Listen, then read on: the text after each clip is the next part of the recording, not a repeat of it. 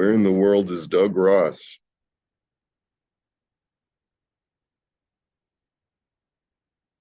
Let's see.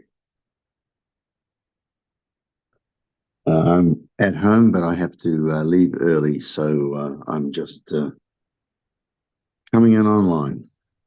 All right. Good morning. Okay, so we're up to Siman Lamed Aleph, Din Arevut, Kishahal Malveh Samach al Ha'arev Mitzad Acher. Okay, the laws of guarantorship.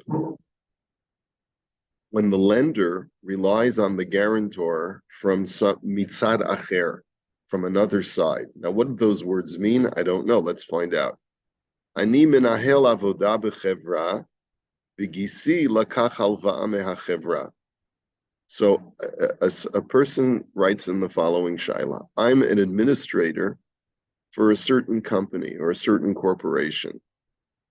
My brother-in-law took a loan from the company, the business. The hachevra lo hiskima lekabel shum arev chutz mimeni. So the company did not agree to take any guarantor except for me, the brother-in-law, who's the administrator for the company. Me'achar v'yeshli maskaret mehachevra, because I get a salary from the company. Uvemida v'kisi lo yishalem yoridu li mehamaskaret. So their thinking is that if my brother-in-law doesn't pay back the loan, they can garnish my wages. They'll just take it off of my salary. Is that a legitimate form of guarantorship? In other words, I'm sort of being forced into this, and I guess maybe that's the argument, is that they've agreed to lend this guy the money, but they basically say, okay, Yankel, you're the guarantor, and if it doesn't work out, you'll take it up with your brother-in-law, but we're going to take money off of your salary. Now, so the tshuva, and by the way, I don't see how the guy can be forced into this. How can you force on? What if I don't like my brother-in-law? Right? So obviously there's got to be some point at some point where the guy says, okay, I agree to the terms. But the question is that maybe the question is like, do I have any halachic right after the fact to protest? Maybe that's the question. So let's see some of the details of the question. Ki yadua beparshat Miketz kesheratza Yehuda sheYaakov yaskim lishloch ito et Binyamin. So this is mamish this week's parsha. Okay, so we're going to read Miketz this week's parsha. Yaakov wanted to, Binyamin had been held back by the viceroy of Egypt as a prisoner, and Yehuda wanted to act as a guarantor. So Amar la'aviv, Anochia ervenu miyadi tevakshenu. So Yehuda says, I will act as the guarantor, and you may seek your son from me. V'hosif, im lo havi otiv elecha v'hitzaktiv lefanecha, v'chatati lecha kol hayamim. If I don't bring him back and place him in front of you, Father, then I will have sinned before you for the rest of time. So there's no real guarantorship other than you can trust me, otherwise I'm a perennial sinner. From here,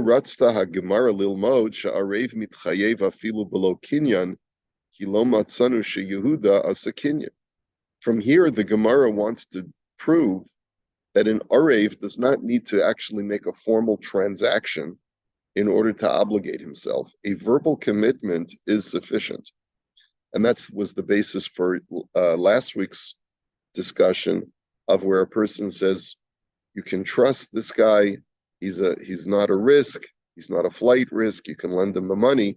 That automatically makes you an Arev if the lender can demonstrate to Beis Din that the whole basis of him lending the money was predicated on your vouching.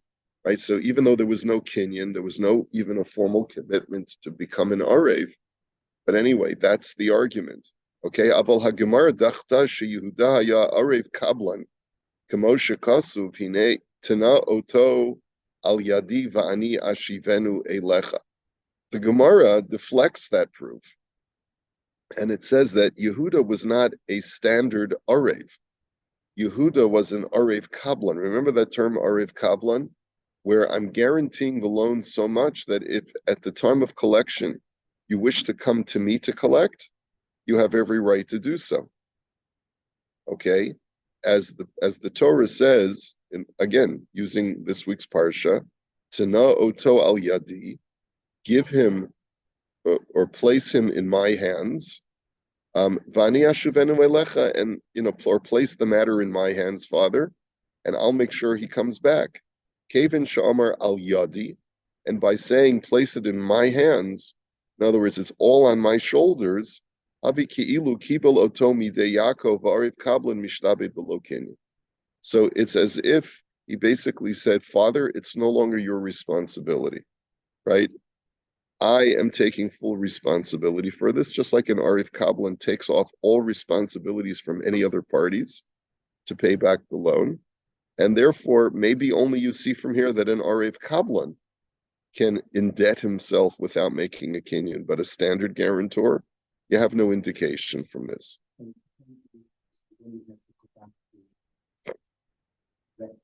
That's right. V'yesh man da'amar b'gemara sheratza lilmod mehapasuk b'mishlei lakach bigdo ki arev zar uva'ad nochriya chavlehu. So there is an opinion in the Gemara that wishes to learn that an arev does not need to make a kinyan based on a different pasuk, this time from the book of Proverbs. Lakach bigdo, take his garment, ki arev zar, because he is a foreign guarantor, uve'ad nochriya, and for the sake of a foreigner, chablehu, take his item. Shahapasuk amar lamalve litol es bigdo shel ha'arev machmas amira afilu below kinyan. And I guess the way that they interpret the pasuk is that the malva is allowed to take the garment of the guarantor based on just a verbal statement without any transaction. I think we're probably going to have to take a look at the Gemara. It's in Bava Basra. The Ravashi, the Gemara Sham Hizber Hatam, Sheha'arev Mishabed Lamalva Afilu Below Kinyan, Mishum de Tumurat Ota Hana Sheyesh La'arev Shahamalva Somech Alavu Mamin Lo, Ha'arev Mishtabed Lamalva Chiluhu Atzmo Lokach Esahalva. Ravashi in the Gemara explains, because at first glance, there's no transaction. So how can a debt be generated without a transaction, without a kinyan? And the answer is that there is something transactional that is taking place. The fact that I see that you're willing to lend money to somebody based on my word, based on my guarantee, means that I've gotten something from you. What did I get from you? I get the benefit of seeing how much my word means to you. So there is that what we would call in legalese consideration. That's called consideration.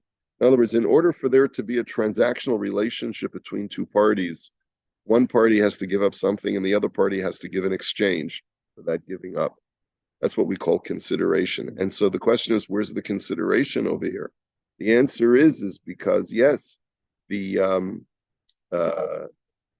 Arev gets something for his guarantorship because he sees how much power his word has.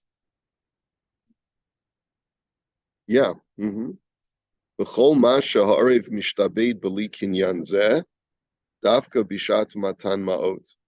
Aval im kibel arevut shelo bishat matan ma'ot, ein lo shum yitzchayvut im lo asu kinyan kevin shelo ala emunah so hilvei. But that's only true that the guarantor becomes obligated through his speech at the time of the transfer of the money from the lender to the borrower. However, if the guarantor does not accept the guarantorship at any other time, then he cannot be obligated unless they make a kinyan, because then it's clear that the lender did not give out the money based on his reliance on his word. In other words, what he's saying is that if the guarantor makes his statement after the fact. Don't worry, he's good for the money after you've lent it to him. And don't worry, if he doesn't pay you, I'll take care. I'll make you whole. If it's stated after the fact, then there must be a kinyan. Because if there's no kinyan, where was the consideration? But the loan was not made based on my word. So therefore I didn't get any benefit.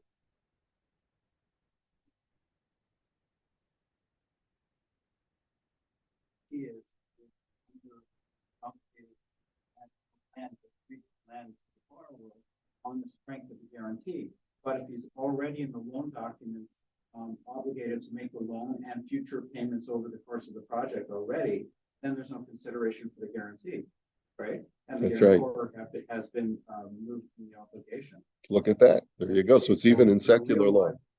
Consideration because they already are obligated to make the loan in the documents. There you go. Okay. Yeah, but if the loan document that obligates the lender to make those progress payments over the course of the project already, and then the guarantor is going, there's no consideration for the progress payments. It's already obligated to do it. It's only when you say, I'll continue to lend you the money over the course of $1 million over, the next year, if you get a guarantee, that's the consideration for the There you go. Would you like to give a counterpoint? I'll look at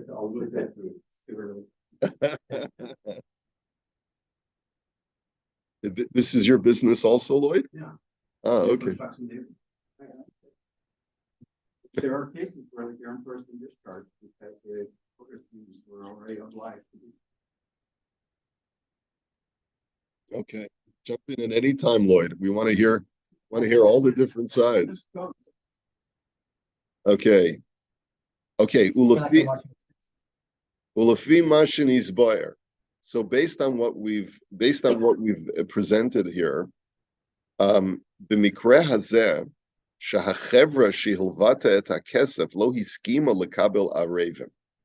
He says you have a corporation, corporate entity that has already lent the money and would not accept any guarantors. Barak hiskima lekabelo toke arev mishum shuhu mekabel maskoret mehachevra, and has only agreed to take the administrator of the company as a guarantor because he gets a salary, and so they figure that the debt is secure because they can always garnish his wages. Umashma shahachevra lo samcha alav mitzad ne'emanuto ela al hamaskoret, and it sounds like the company is not relying on this administrator because of his reliability. In other words, what's the benefit that a guarantor gets? Wow, they trust me. What an honor. It's an honor that they trust me to be the guy that's the foundation of this whole transaction, right? So that's the consideration that he gets. In this case, can you say that the administrator here is getting that benefit? No. He says the whole reason they're relying on him is because they know they got him basically, well, they have him where they need him, right? Enough said. That basically they can take his salary whenever they want, and they know that the money's in the bank. Lachein lo shayach bazeh hasvara hanal shel Ravashi de ba'ahu hana shehu somech alav hu mishabed et atzmo, that there's no consideration that the guarantor is receiving to say that without a transaction he is committing himself and is transactionally committed to this debt. B'chach pasak be'erech shai, and this is the Sefer. In the Sefer Erech Shai, he paskins the same way. She'im yesh lamalva mamon shel ha'arev biyado b'shivoy ha'halva, that in a scenario where the lender, for whatever reason, is in possession of an asset of the guarantor, and it's on that basis that he allows the guy to act as the guarantor, nimtza shahamalva lo samach al ne'emanis ha'arev ela samach al hamamin shabiyado. So it turns out that the lender is not relying on the integrity of the guarantor. He's relying on something else. He's relying on the fact that I have security from the guarantor. Okay? The kavan shall shekol yesod hitchayivuto shel arev umitzad hane'emanut. And since the reason why you don't need an actual transaction from the arev is because he receives a sense of believability or integrity at the hand of the lender. Therefore, the arev, if he doesn't make a kinyan, cannot be considered to have indebted himself transactionally. Ela imkain asalo kinyan, unless there's an actual kinyan, right? In other words, if you sign a shtar, or if you make some other kind of kinyan, like a kinyan chalipin or any other kind of legally binding transaction, that's something else. The bekinyan vaday mischayev, because when the kinyan is made, then even if the arev is not getting any consideration, the fact that he makes a kinyan is in itself the consideration. Any arev can become a guarantor even if after the fact. So, for example, yes, it's true that if the loan was already made and an arev makes a verbal commitment, don't worry, I'm good for it, that's not legally binding. But if the loan was already made and then the lender starts to get very nervous and a third party comes forward and says, I'm willing to sign a commitment and legally bind myself to this loan after the fact, then that is legally binding because he's made a kinyan. He's made a legally binding transaction. Okay, so before we walk away from this whole thing, so you have to say that in this situation, the brother-in-law will only be legally bound to this guarantorship if he actually made a kinyan. In other words, the company said, if you want your brother-in-law to borrow this money, you're going to have to sign for it. And you're going to have to sign away your wages. That, in other words, if he doesn't pay back, we will arrange a payment program such that every month we'll garnish 25% of your wages until the loan is paid back, for example, something like that. But if he doesn't sign and he just makes a verbal commitment to the boss, then that cannot, according to Reb Sharaga, that cannot be legally binding. And he can actually take the company to Beis Din, his employer to Beis Din, and say, you have no right to garnish my wages. Okay? Because it's clearly indicated the fact that they're not willing to take any guarantor except for this guy. And they make it clear it's because we know we got the money, because you're working for us. That's not a legitimate form of guarantorship if it's just based on a verbal agreement. Okay, so I really do want to take a look at that Gemara. So let's take a look at that Gemara for just 1 second. It's in Bava Basra Kuf Ayin Gimel Amid Beis. So just see the bar here.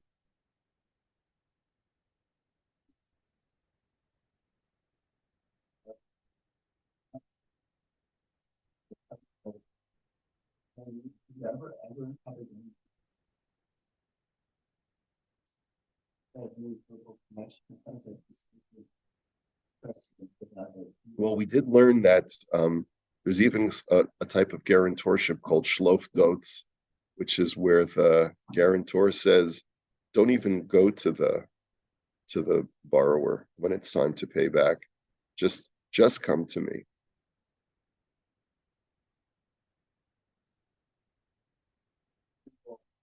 Yeah. Even if it's not vital that the borrower be a part of that arrangement. It's true.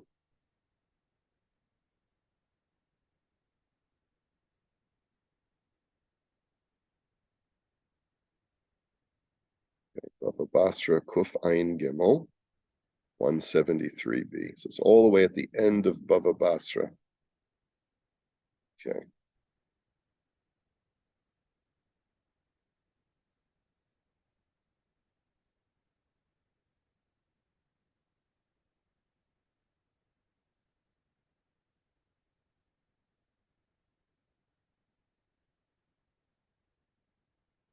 So clearly this Gemara is all about guarantorship. Okay. Amar Rav Huna minayin la'arev de mishtabed. Rav Huna said, from where is it derived that a guarantor becomes obligated to repay a loan? As it is written that Yehuda reassured his father concerning the young Benjamin, I will be his guarantor. Of my hand shall you request him. Let me just share the screen for those of us who are watching. Let's see, here it is. There we go. This teaches that it is possible for one to act as a guarantor that an item will be returned to the giver. So maskif la Rav Chisda hakablanusi ichsiv tana'oso al yadi v'ani ashivenu. So Rav Chisda objects to this. This is a case of an unconditional guarantee, meaning an arev kablan, as it is written that Reuven said, "Deliver him into my hand, and I will bring him back to you." One who undertakes unconditional responsibility for a loan has a different status than a standard guarantor, as will soon be elaborated. Therefore, a biblical source has yet to be adduced to teach that one can become a standard guarantor. So, if we were to take a look at Rashi over here, let's see, commentary, or the Rashbam.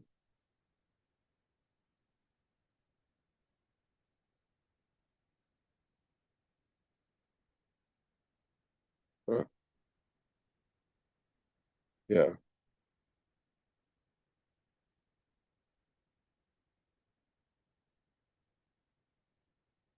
He says, "Lakaman mefarish tein lo vani kablan uva'amir ba'alma havi kablan." That words alone can make you into an arev kablan. Okay, well, so we'll see. Ela Omar Rav Yitzchak mehacha lekach bigdo ki arav zar uva'ad nochriya chavlehu. Rather, Rabbi Yitzchak said, as the source is from here, from a verse in Mishlei, take his garment that is surety for a stranger, and hold him in pledge that is surety for an alien woman. The verse advises a creditor to take the garment of the debtor's guarantor as payment for the loan. Va'omer b'ni marafta l're'echa takata lazar kapecha, and it is stated, my son, if you have become surety for your neighbor, if you have shaken your hands for a stranger, you have become ensnared by the words of your mouth. Nilkadata bi'imrei ficha. So you see that just verbal agreement is enough to make you into an arev. You have been caught by the words of your mouth. Do this now, my son, and save yourself, seeing that you have come into the hand of your neighbor. Go humble yourself and assemble your neighbors. Okay, and the last part of the passage mean if your neighbor's money is in your possession, as you owe it as a guarantor, open up the palm of your hand and repay him. And if it is not money that you owe him, but rather you have become ensnared by the words of your mouth and owe him an apology for a personal slight, gather together many neighbors through which to seek his forgiveness. Meaning that you learn two things from this pasuk. One is that guarantorship is predicated on the word of the mouth. And number two, that if you have said something untoward towards a friend, gather together your neighbors to ask for forgiveness. Okay, now, Maimar said the issue of whether or not a guarantor in fact becomes obligated to repay the loan just by word alone is a dispute between Rabbi Yehuda and Rabbi Yossi. According to Rabbi Yossi, who says that a transaction with inconclusive consent affects acquisition, a guarantor becomes obligated to repay the loan, whereas according to Rabbi Yehuda, who says that an asmachta does not affect acquisition, a guarantor does not become obligated to repay the loan. Any obligation one undertakes that it is dependent on the fulfillment of certain conditions that he does not expect will be fulfilled. In this case, the debtor's default on the loan is considered an asmachta. Term asmachta really means that if I promise you something that I'll do, but because I never expect the condition to be fulfilled, according to some people, you don't have to fulfill it. Amar le Ravashi la'amemer hamaisim b'chol yom dasmachta lokana va'arev mishtabed. So Ravashi says to Amemar, but 1 second. We see all the time that people indebt themselves and make themselves into guarantors. So Ela Amar Ravashi Be'ahu Anataka Meheman Le Gomer Mishtabed Nafshe. And so Ravashi says this is not just merely words. This is the fact that the guy is receiving something in exchange for his words. What is he receiving? He's receiving a benefit. The satisfaction that the guarantor feels when the creditor trusts him and loans the money based on his guarantee, the guarantor resolves to obligate himself to repay the loan. Guaranteeing a loan is unlike a usual case of an obligation undertaken that is dependent upon the fulfillment of a certain condition that he does not expect to be fulfilled, in which the commitment is not considered a real one. Here, the one obligating himself experiences a sense of satisfaction when the money is loaned to the debtor, and due to that, fully commits to fulfill his obligation. However, the Im Omar, okay, so that's actually the end of the Gemara. That's the end of the Gemara, because the Gemara then goes into a different topic of guarantorship. Okay, so we've seen the entirety of the Gemara. I think I'm satisfied with that. So any situation where that satisfaction is not coming to the guarantor, then a verbal commitment itself is not enough. So what are some examples of where the guarantor is not receiving that satisfaction? When the loan is not made because we trust you, guarantor, but rather it's because we have the money in our pockets because we can always take it from you. That sort of makes the guarantor not feel any satisfaction. It just did the opposite. It makes him feel emasculated in some sense. Okay, so let's just finish up by taking a look at some of the notes. He says in the footnotes, V'ra'inu b'sefer Mishpat ha'arev. There's actually a whole sefer on the laws of arevut, the laws of guarantorship, called Mishpat ha'arev. I'm not familiar with that sefer. Shehevi raya le'erach shami masha kosov maran beis Yosef. Let's see. Okay. We can. Oh, I still have the Gemara up. Sorry. Okay, let me just go back to the.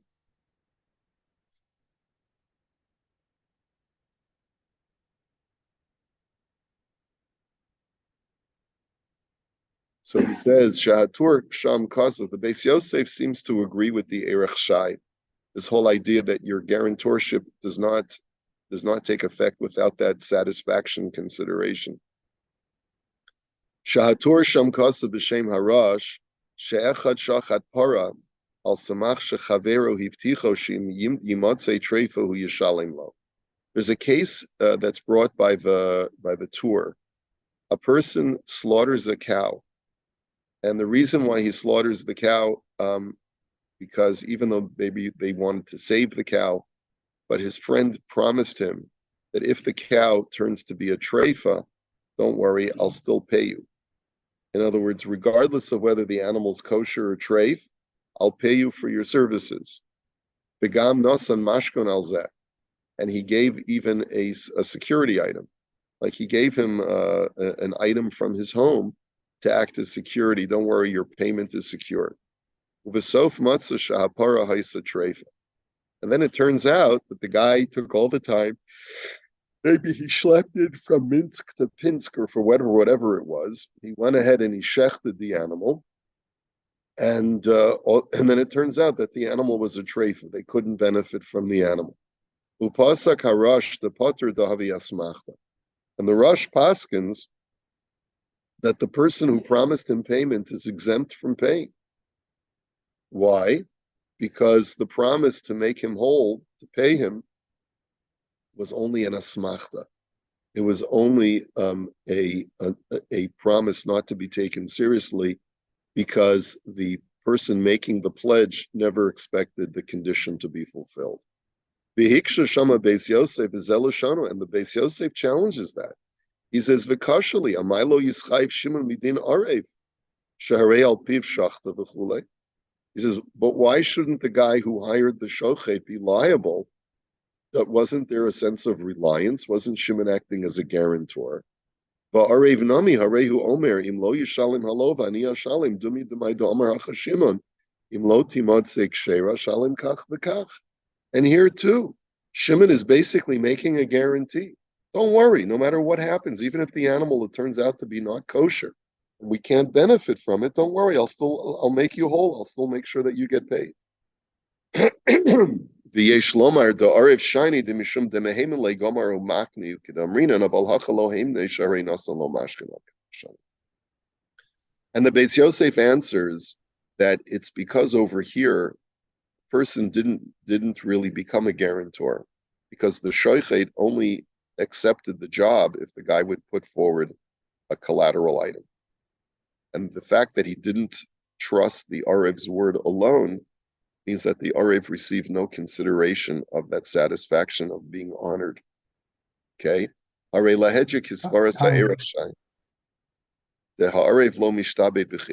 So you see clearly that without getting that satisfaction that people trust me, the Arev does not become a guarantor. Okay, we'll hold it here for today. A happy Hanukkah, everybody.